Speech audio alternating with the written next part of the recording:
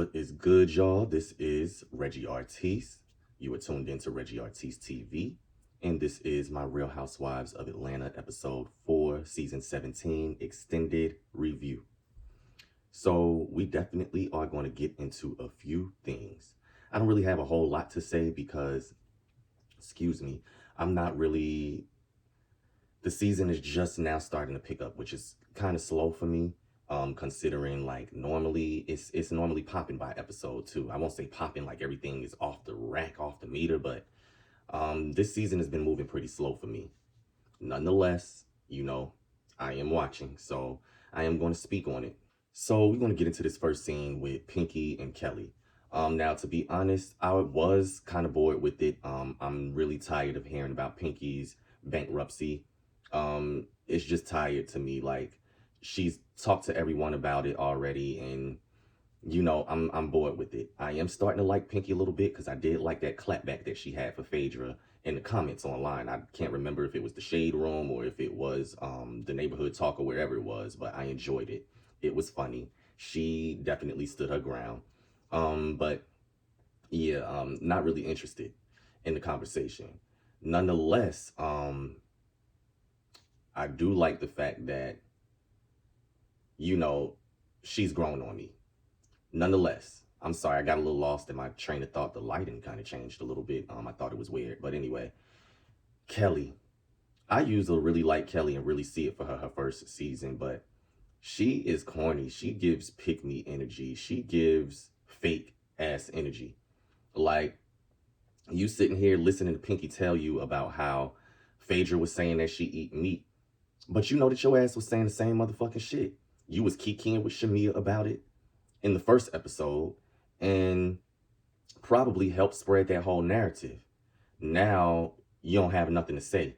At no point that you jump in and be like, well, girl, I thought you did eat meat too. I had said that to a couple of people too. You never said that. Like I said in my short review, your ass is so worried about Porsha, but you sitting here talking to Pinky about how you planning on filing for bankruptcy also, because your life and your lifestyle is not real.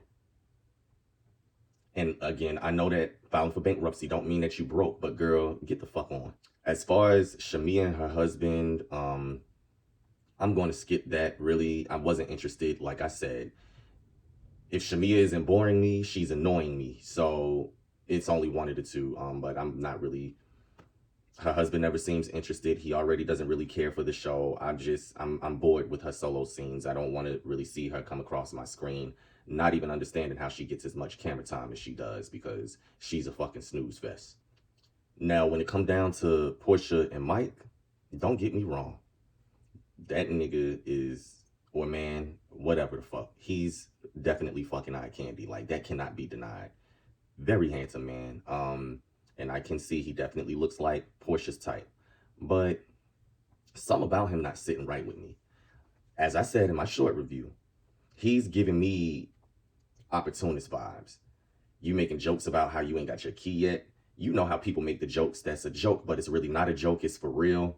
Like, nigga, please, you are not getting a fucking key. And why would you want a key to be all up in this other man's house? Regardless if it's Porsha's house or not. I just feel like as a man, wanting to frolic around in a house that another man used to be in and helped pay for and all of this, or bought, whatever the case may be, is just not manly.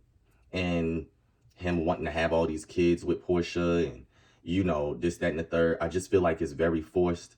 And not even so much on Porsha's part. We know how Porsha is. She get her little something and she, that's baby until it ain't baby. That's how Porsha do. But I got my eye on Mr. Mike. And this season, for some reason, is making me really like Porsha. I never really disliked Porsha. I just don't like some of the shit that she do and some of the shit that she say, and then she plays oblivious. Porsha is far from a damn fool. Don't really have much to say about K. Michelle and the scene with the stylist and the assistant while they were packing and everything, because it wasn't really much discussed. She has trauma with women from Atlanta and probably just trauma with women, period, or just trauma, period, listen, I thought she was doing the work, but the more that I hear her talk this season, it's starting to look like she is still mentally in the same place that she was when she left Love and Hip Hop Atlanta, especially when I see her interviews and things of that nature outside of the platform. It's given a bit unhinged to me. So then we get to the workout with the girls. And it seemed like it was fun, productive. The girls had a good time. Charles made his little shady joke towards Phaedra. I enjoyed it. I laughed my ass off. And then we get into this whole thing about excuse me. We get into this whole thing about how uh Pinky got a problem with Phaedra because Phaedra said that she eat meat. And so I'm just like, okay, we still going on with this? And then Phaedra was throwing all of the shade, they done got Faye activated. And then they played the playback. And then you see Shamia kikiing on the phone with Phaedra. Or who was it? Yeah, I think it was with Phaedra, or I can't remember who she was on the phone with, but it was after Phaedra talked to her, and she pretty much was helping create that narrative. And I'm like, okay, so it really wasn't Phaedra, it's this damn girl. Because when Phaedra said what she said, I personally don't believe she meant any harm, like I said before. I personally believe that she was just stating the facts. If she did own a motherfucking Jamaican restaurant back in the day, I mean, what, because you vegan now, you didn't own a fucking Jamaican restaurant? I mean, nobody's born vegan, at least to my knowledge. And if they are, I just feel like everything is learned behavior. So at some point, she was eating fucking meat. And especially if she was running a Jamaican restaurant. So Phaedra just was stating the facts. And y'all know how Phaedra talking, how she is. It was just a little key. Like, not like, oh yeah, child, she still be eating meat. Like, no, it was just like, yeah, child, she used to eat meat. Now she's such a vegan now, child. And, maybe her mind was just blown. And, it was a quick little cackle. But not once did Phaedra, and listen, we know that Phaedra can lie, but not once did she say, oh, this girl is still eating meat. She talked about past tense and what she used to do and the businesses, how she been running business. Like, come on now. Because I love Angela, I'm gonna talk about Fangie. Because Angela's scenes have been kind of boring to me too. I like to see Angela more so with the other girls versus just her personal life. It can be somewhat entertaining, but I love to see all of the women be bosses. I will say that. But the scene didn't really give me much. I know that she has been trying to get a win since everything happened with those houses, since her mother passed away. And I want that for her. I really do, because I think it would be something that would really uplift her and put her in a different level spiritually with everything that she's been going through. And people can say what the fuck they want to say. Charles loved his wife. He came right in, he made his comment at the meeting, and then agreed right away, not even seconds later, within the blink of an eye, to contribute to whatever it is that she wanted to do with her new project as far as the fans is concerned and moving forward. So, hey, that's all anybody could ever ask for. Now let's get down to the day of Pinky's Give Back event that was at Slutty Vegan. There were so many layers to this and so many things that I did not touch on when it came down to my short review on the other video. But girl,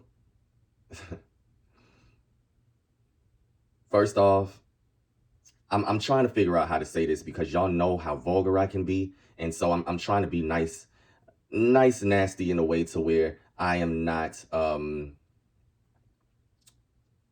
so aggressive towards women, because I am a man at the end of the day. These are women that I am speaking about.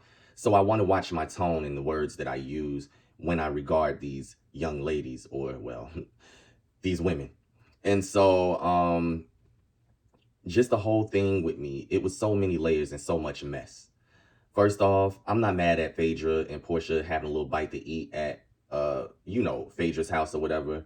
But they really only wanted to do that because they wanted to gossip and be messy.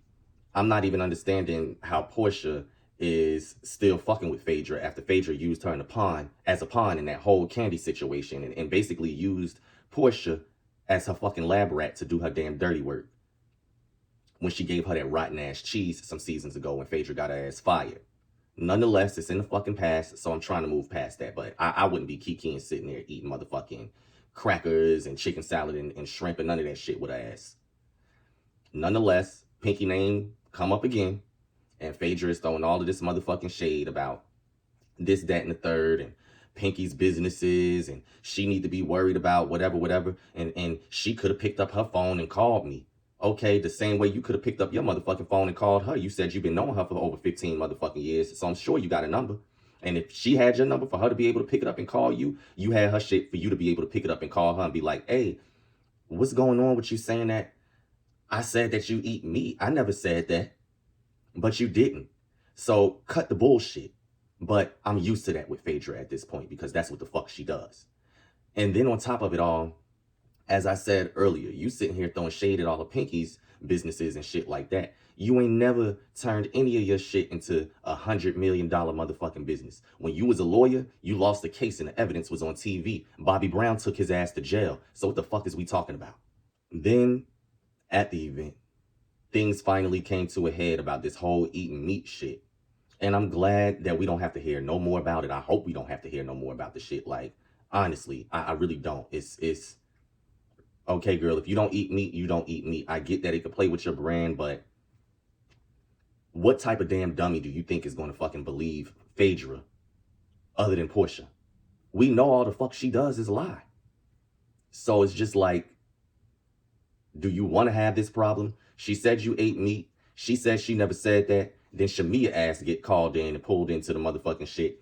And like, excuse me, I never said that. And, everybody want to point the finger at who said who ate meat. But did you notice that Kelly ass was nowhere around for that motherfucking conversation? She made sure to be real quiet about that. I don't even think she was in the shot. Was she? But had enough time to use that tired, worn out ass joke about Porsha, the Porsha burger. Girl, shut the fuck up. You're not funny. Focus on your motherfucking divorce and custody battle and bankruptcy and your closed down motherfucking business. Stop worrying about Porsha and stop trying to have a moment. You're not a moment type girl. And the only moment that you was a part of is when Britt called your ass Little Hobbit. So stop. Speaking of Porsha, I'm sick of K. Michelle sitting here talking about Porsha and how she got her eye on her and she's sneaky and this, that, and the third. Like, if you still felt all of that shit to say out of your motherfucking mouth, you should have never accepted her goddamn apology. She said fucking sorry, okay? She said that she didn't try to make you feel any type of way. And she said that she didn't mean it like that. If you felt like it was bullshit and you wanted to still keep throwing shade about the shit, then you should have never accepted her motherfucking apology. I don't like them type of people, bro. Love me some K. Michelle as an artist, have always been a huge supporter. But this bullshit she got going on this season, I'm not fucking rocking with. Period. I don't give a damn who you are. When you do fake ass bullshit, I'm gonna say you doing fake ass fucking bullshit. That's just the bottom damn line. Like, I can't stand them type of people that want to fake accept your apology and still want to keep the shit going. Don't accept my motherfucking apology if that's how you want to act. And that go for any fucking body. I don't do that shit, period. So yeah, I'm very fucking annoyed with her thus far this season. Drew claims she was, I don't know, who cares? She bores the shit out of me sometimes, most times also, so whatever. What else happened? I'm trying to refrain from looking down at my notes, but since I mentioned the fact that I have notes, I'm gonna go ahead and look at the motherfuckers. Yeah, that was pretty much it. Pinky's husband left early. He does have business. I get, but it was something near and dear to your wife. Maybe you could arrange some things. I don't know. Sometimes, and I'm not trying to sound misogynistic, but sometimes, even as a gay man, I don't understand women. You want this man to bring home the bag and you know what I'm saying, make a bag and match you or better. But then when he out making the bag, that's a problem. Because, like, I don't know. But y'all gonna have to figure that out. But it seemed like a nice event overall. It was cool. I'm glad Pinky shut that shit down before it got too far at her event.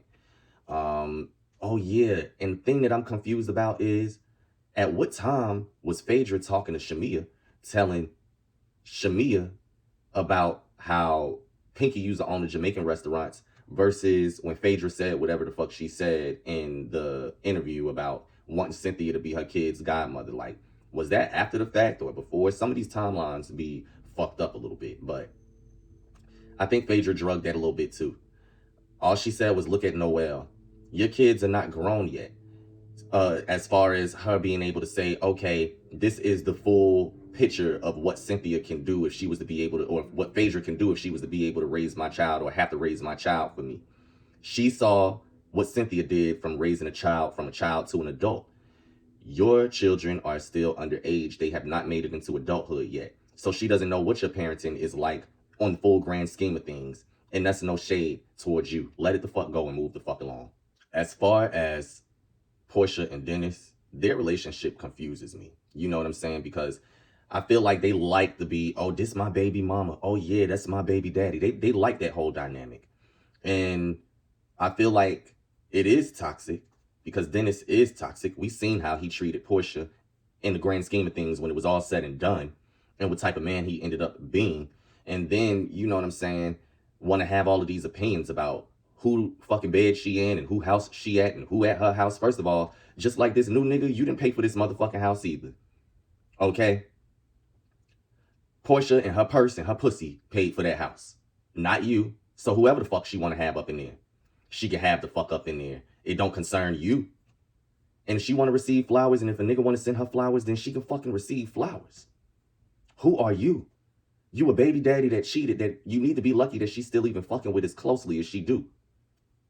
And still trying to have a partnership with you outside of co-parenting. The fuck? And you got a girlfriend, and you here drunk at your baby mama house, worrying about who's sending her flowers. You the same nigga Porsha was with. And that's why you don't have the room to say anything about what the fuck she got going on. And that shit just went too far left. He got in his feelings. But I feel like the lines do blur. Listen, just because he got a girlfriend back at home don't mean that him and Porsha wouldn't be fucking. It wouldn't be the first time that Porsha fucked somebody's man. We've seen that in history. So, you know, I can't say that they are for sure, but I can say what it damn sure looks like. And I'm 3 years, not even 3 full years. I'm 2.5 years away from 40. So I've been here quite a bit to pick up on things. Nonetheless, I just felt like the whole thing was stupid. And I'm glad that she said that she's going to make the executive decision not to do the fucking podcast with his ass. Because what is wrong with you? So, as I said before, the last scene of any relevance, I'm going to just be honest. I don't even want to talk about Pinky and her husband discussing the bankruptcy. I'm literally tired of fucking talking about it and hearing about it. The one thing that I will say again that I said in my short review is that I genuinely and honestly feel like it was more about image for him and how it makes him look as a husband and how the whole thing publicly looks versus how all of this is affecting Pinky. Not one time did he ask her if she was okay. How has she been dealing with it? But then again, I guess those would be repetitive questions because she been talking about her debts and shit that she got going on. So that's pretty much it.